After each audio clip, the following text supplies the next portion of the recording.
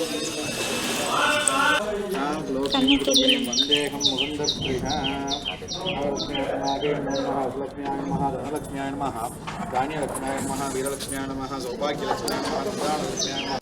சிவா திருச்சிற்றம்பலம். இந்த ஆலயம் வந்து பார்த்தீங்கன்னா கிட்டத்தட்ட ஒரு 1500 வருஷம் பழமையான சிவாலயம். அகத்தியர் வந்து தென் திசையை நோக்கி போகும்போது இந்த கிராமத்துக்கு வரும்போது சுவாமிக்கு இங்கே பூஜை பண்ணுறதுக்கு நீர் கிடையாது.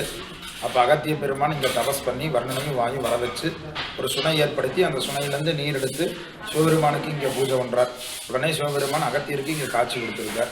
அதே மாதிரி அந்த சுனையிலேருந்து தண்ணி மேலே பொங்கி வரக்கூடாது அப்படிங்கிறக்கோசரம் அகத்திய பெருமான் அந்த சுனை மேலே விநாயகரை ஸ்தாபனம் பண்ணி பூஜை பண்ணுறார். அதனால் இந்த ஆலயத்தில் விநாயகரோட நாமாவளி பாலி விநாயகர் அப்படின்னு பேர்.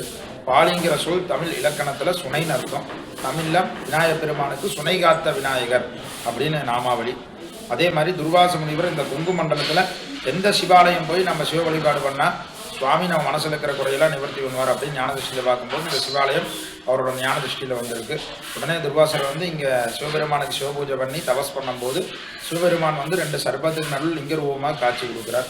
கொடுத்து இந்த ஆலயத்தில் என்னோட மகனை நோக்கி நீ தபஸ் பண்ணணும், என்னோட மகன் வந்து மனசில் இருக்கிற குறையெல்லாம் நிவர்த்தி பண்ணுவான் அப்படின்னு சொல்லி சுவாமி நிறைஞ்சார். உடனே துர்வாசர் இங்கே வந்து முருகனை நோக்கி தவம் பண்ணும்போது முருகப்பெருமான் குழந்தை வடிவாக காட்சி தரார். அவர் துர்வாசர் மனசில் இருக்கிற குறையெல்லாம் நிவர்த்தி பண்ணனால இந்த ஆலயத்தில் முருகரோட நாமாவளி குறை தீர்க்கும் குழந்தை வேலாயுத சுவாமின்னு பேர். அவர் அம்சம் பார்த்துருந்தீங்க எல்லா ஆலயத்திலையும் முருகப்பெருமான் நேராக இருப்பார். இந்த ஆலயத்தில் முருகப்பெருமான் தலையை சாய்ச்ச மாதிரி இருப்பார். நம்ம உட்காந்துருந்த ஒரு 2 வயசு குழந்தை எப்படி தலையை சாய்ச்சா நம்மளைய அன்பா பார்க்குமோ அந்த மாதிரி முருகப்பெருமான் துர்வாசரை பார்த்ததாக தல வரலாறு. அதே மாதிரி இந்த கிராமத்தோட பேர் வந்து பார்த்தீங்கன்னா முடச்சூர்னு பேர்.